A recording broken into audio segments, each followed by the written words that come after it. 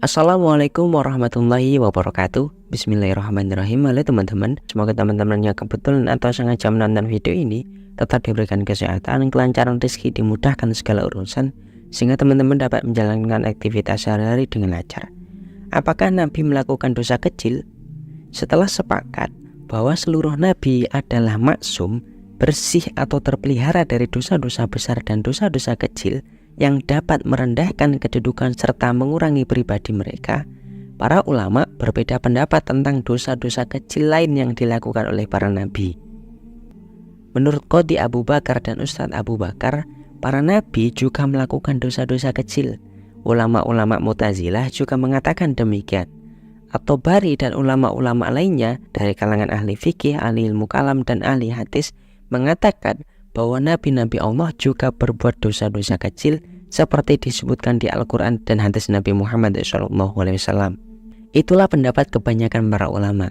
Pendapat ini ditentang oleh sebagian ulama yang lain dan mengatakan bahwa para nabi bersih dari dosa kecil dan dosa besar. Kelompok Rafidhah mengingkari dosa kecil yang ada pada diri nabi, karena menurut mereka para nabi itu maksum, bersih atau terpelihara dari dosa apa saja.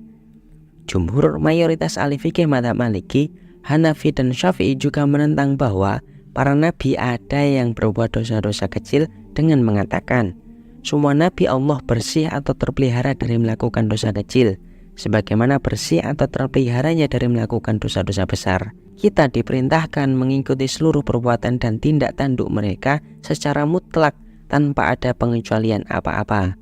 Oleh karena itu, setiap perbuatan yang lahir dari mereka merupakan perbuatan taat dan sesuai dengan kehendak Allah Subhanahu wa Ta'ala, yaitu untuk beribadah kepadanya. Seandainya kita katakan bahwa mereka tidak bersih dari berbuat dosa kecil, maka mereka tidak layak menjadi panutan kita. Abu Ishaq Al-Asfahani berkata, para ulama berbeda pendapat tentang adanya dosa-dosa kecil pada diri nabi-nabi.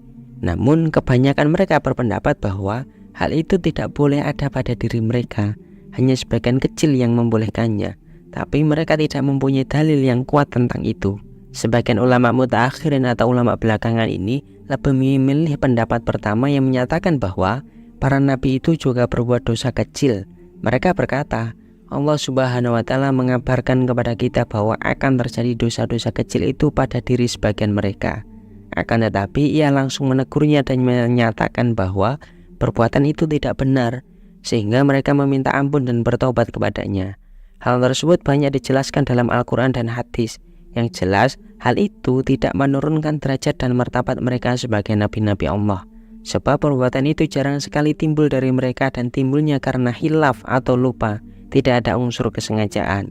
Perbuatan yang bagi orang lain merupakan kebaikan itu tetapi bagi mereka merupakan kekurangan, karena mereka adalah nabi Allah.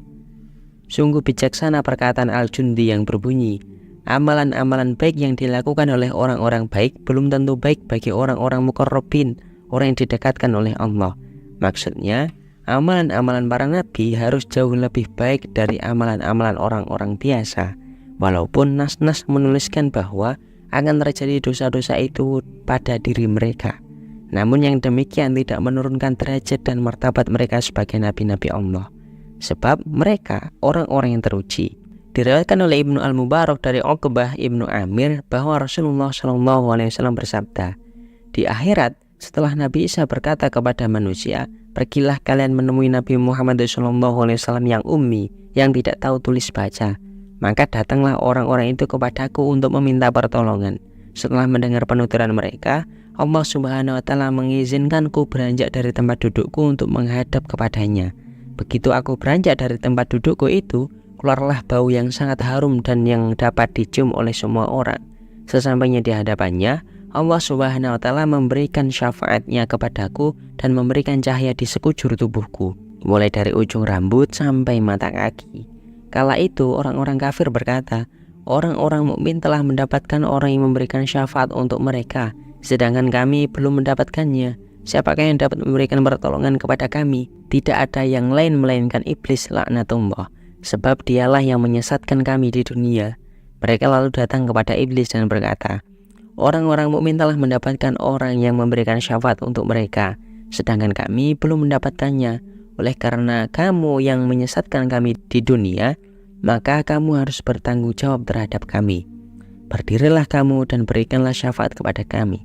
Iblis tidak dapat menjawab apa-apa melainkan menyebutkan ayat Allah Subhanahu wa taala yang berbunyi, dan berkatalah setan kepada perkara hisab telah diselesaikan. Sesungguhnya Allah telah menjanjikan kepadamu janji yang benar, dan aku pun telah menjanjikan kepadamu, tetapi aku menyalahinya. Sekali-kali tidak ada kekuasaan bagiku terhadapmu, melainkan sekedar aku menyeru kamu lalu kamu mematuhi seruanku. Oleh sebab itu janganlah kamu mencerca aku, akan tetapi cercalah dirimu sendiri. Aku sekali-kali tidak dapat menolongmu, dan kamu pun sekali-kali tidak dapat menolongku.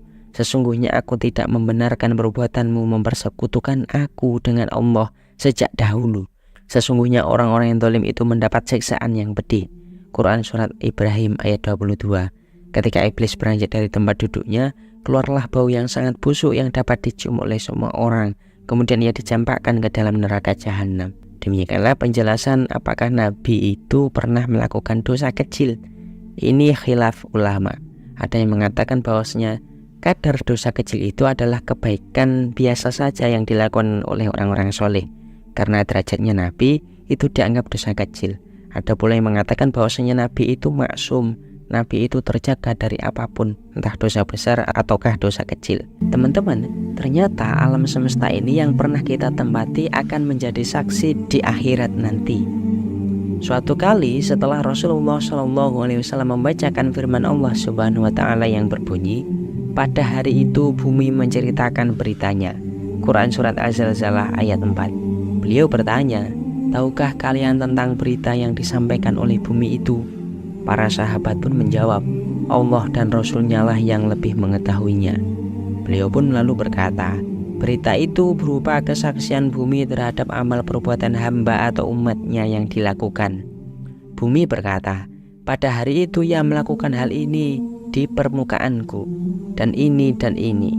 Hadis riwayat At-Tirmidzi dari Abu Hurairah. Rasulullah SAW bersabda, setiap datang siang kepada anak Adam itu, ia akan berkata kepadanya, wahai anak Adam, aku makhluk yang baru, dan aku akan menjadi saksi di hari akhirat nanti terhadap perbuatan yang kamu lakukan. Jadi lakukanlah amal kebaikan pada siangku ini, supaya aku saksikan kebaikan itu nanti di hari akhirat. Sebab kalau aku sudah pergi, maka aku tidak kembali lagi. Malam juga berkata demikian kepadanya. Hadis riwayat Abu Nuaim dari Ibnu Yasar. Ibnu Al-Mubarak dari Abdullah Ibnu Amru Al-As berkata, siapa yang sujud di suatu tempat seperti di dekat pohon atau batu, maka pohon atau batu itu akan menjadi saksi baginya di hari kiamat. Ibnu Abu Khalid berkata, aku mendengar Utsman Ibnu Affan membacakan firman Allah Subhanahu wa taala, dan bagi masing-masing mereka derajat menurut apa yang telah mereka kerjakan, dan agar Allah mencukupkan bagi mereka balasan pekerjaan-pekerjaan mereka, sedangkan mereka tidak dirugikan. Dan orang-orang yang beriman berkata, mengapa tiada diturunkan suatu surah? Maka apabila diturunkannya suatu surah yang jelas maksudnya dan disebutkan di dalamnya atau perintah perang, kamu lihat orang-orang yang ada penyakit di dalam hatinya memandang kepadamu seperti pandangan orang yang pingsan karena takut mati, dan kecelakaanlah bagi mereka. Taat dan mengucapkan perkataan yang baik adalah lebih baik bagi mereka. Apabila telah tetap perintah perang, mereka tidak menyukainya. Tetapi jikalau mereka benar imannya terhadap Allah, niscaya yang demikian itu lebih baik bagi mereka. Quran Surat Qaf ayat 19 dan 21. Lalu ia berkata, seseorang menggiringnya ke hadapan Allah Subhanahu wa taala, dan seorang saksi menjadi saksi atas perbuatannya di dunia.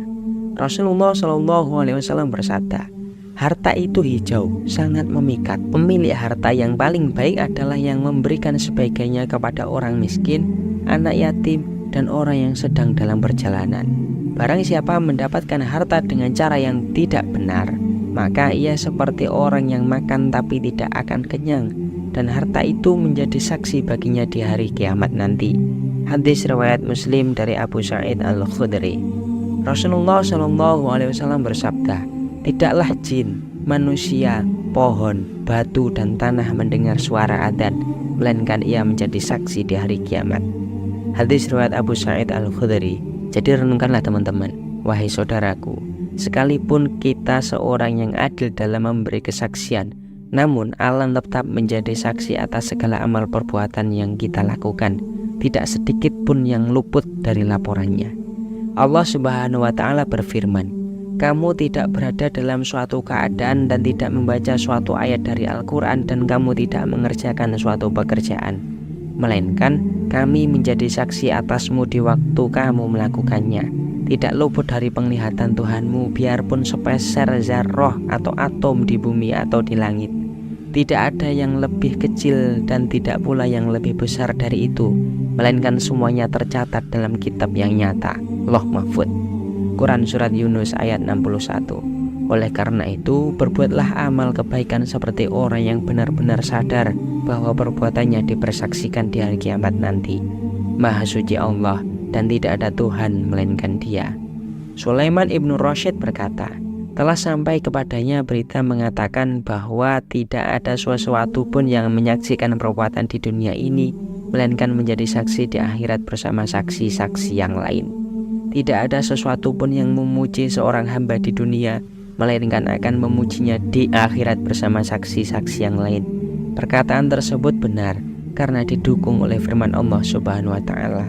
Dan mereka menjadikan malaikat-malaikat mereka itu adalah hamba-hamba Allah yang maha pemurah bagi orang-orang perempuan. Apakah mereka menyaksikan penciptaan malaikat-malaikat itu? Kelak akan dituliskan persaksian mereka, dan mereka akan dimintai pertanggungjawaban. Quran Surat Az-Zukhruf ayat 19. Mereka itulah orang-orang yang telah pasti ketetapan azab atas mereka bersama umat-umat yang telah berlalu sebelum mereka dari jin dan manusia. Sesungguhnya mereka adalah orang-orang yang merugi. Quran Surat Al-Ahqaf ayat 18. Wallahu a'lam bishawab. Demikianlah, semoga bermanfaat. Kurang lebihnya mohon maaf. Wallahul muwaffiq ila aqwamit thoriq. Wassalamualaikum warahmatullahi wabarakatuh.